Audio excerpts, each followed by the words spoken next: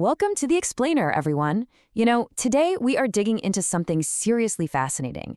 We're looking at an exclusive, almost behind-the-scenes secret regarding long-term electric vehicle ownership. I've got to say, I was completely blown away by what we uncovered when researching how to truly understand an EV's life cycle and, more importantly, how to protect that massive investment of yours.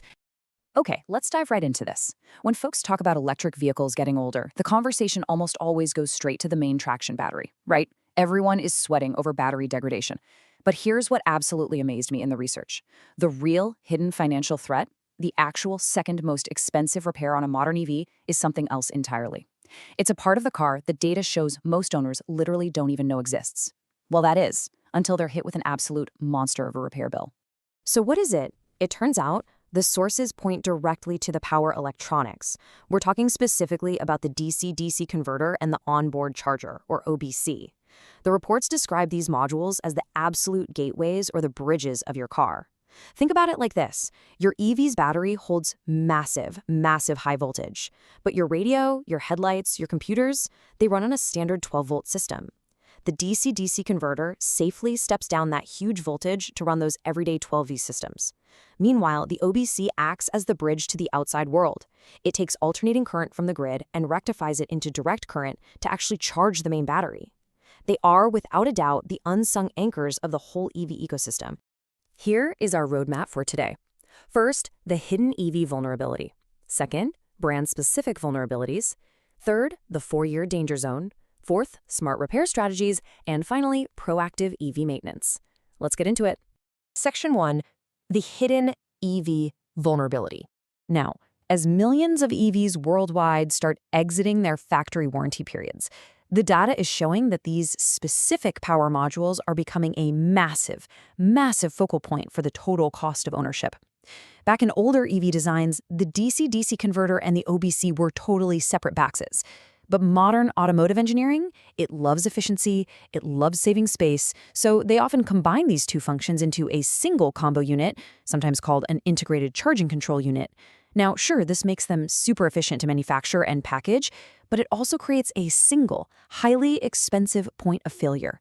If just one side of that gateway goes down, the whole shebang needs attention. Moving right along to Section 2, brand-specific vulnerabilities. The sources make a really interesting point here. Failure in these components isn't just random bad luck. When we look at the data objectively, clear patterns actually start to emerge across different design architectures. Take the Hyundai and Kia E-GMP platform, for example. There have been global recalls where the ICCU suffers from current peaks that physically sever the feed to the 12V battery. Over at Stellantis, on the e-CMP platform from around 2020 to 2023, failures often pop up as the car just entirely rejecting AC charging. Renault Zoe uses this incredibly ingenious chameleon system, using motor windings for charging, but the research shows this puts significant thermal stress on the electronics over time. And for early pre-2019 Tesla Model S and X vehicles, well, vulnerabilities there were often linked to moisture sneaking into their liquid cooling circuits. What's really fascinating about looking at all this data together is that it highlights a massive, industry-wide architecture challenge. It's not just one bad car. It proves that as these platforms age, manufacturers and owners alike are having to transition from simply fulfilling warranties to actively managing the long-term life cycle of these incredibly advanced machines. Section 3, the 4-year danger zone. The timeline researchers have pinpointed here is totally eye-opening. The industry recognizes a critical failure window, and it usually opens right around the 4 to 5 year mark. That's the exact point where cumulative physical and chemical stresses finally breach the hardware's original design margins. Let's trace this out. In year 1, everything is factory pristine, beautiful. But by year 3, your standard 12V battery starts to experience sulfation and begins to weaken.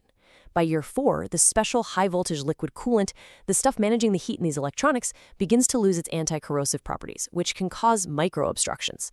Then, boom, year 5 hits. These cascading physical and chemical degradations mean the critical failure window is wide open. The wildest part? That degrading everyday 12V battery actually acts as a massive catalyst for a catastrophic system failure. And here is exactly how the literature describes that chain reaction playing out. First, you get thermal fatigue and aging coolant. Then, your 12V battery weakens. Because that 12V battery won't hold a proper charge anymore, the DC-DC converter is forced into a 100% duty cycle, desperately trying to keep it topped up. This constant, relentless overwork physically melts the solder joints and burns out the internal power transistors. Those are the MOSFETs and IGBTs. The system literally cooks itself to death trying to save a dying standard car battery. It's crazy. This brings us to Section 4, Smart Repair Strategies. Okay, before you hit the panic button, the sources do outline a strategic recovery matrix.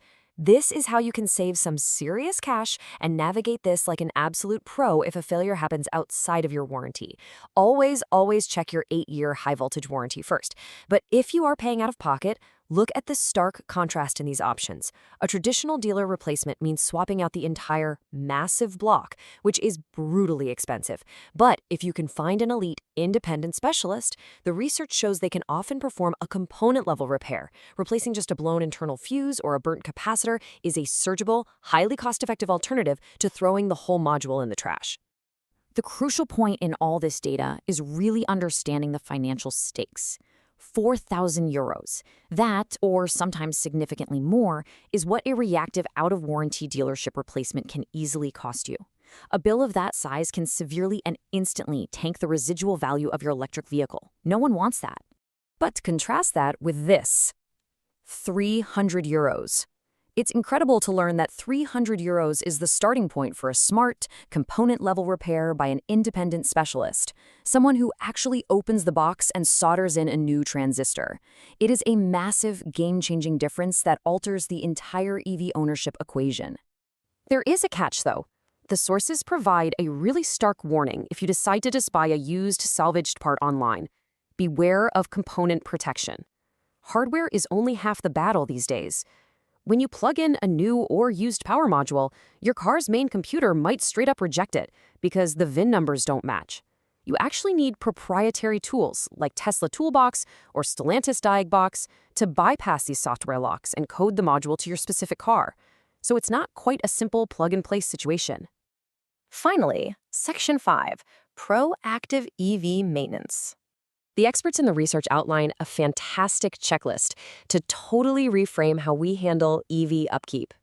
Instead of seeing it as a chore, think of maintenance as an insider risk mitigation strategy. First off, replace that 12V battery every 3 to 4 years. Do it even if the car turns on just fine. Honestly, it's the cheapest insurance you can possibly buy. Second, do not ignore the high-voltage coolant. Changing it at the 4 to 5 year mark prevents those micro-obstructions that cause thermal shock. Third, avoid running hydro accessories like cranking the AC for hours while parked. Fourth, during massive heat waves, avoid extreme high-power DC charging out in the direct sun. Seek some shade to reduce the thermal load on the system. And lastly, practice good software hygiene. Keep your car updated. Manufacturers are constantly releasing patches that smooth out those nasty electrical spikes that destroy hardware. I love how our source material perfectly summarized this. They wrote, maintenance of power electronics should be framed as a risk mitigation strategy for high-value assets. By following these proactive steps, you can confidently enjoy your electric car, completely eliminate those nagging doubts, and maximize your vehicle's uptime for years and years to come. So the research leaves us with this genuinely provocative final thought. Knowing what you know now, will you let a simple 100 euro 12V battery destroy a 4,000 euro power module? The choice is entirely up to you. Thank you so much for joining me as we explored this data today. I had a blast putting this together, and I genuinely hope these insights help you better understand and take full control of your EV's lifespan. Keep learning, keep optimizing, and I'll see you on the next explainer.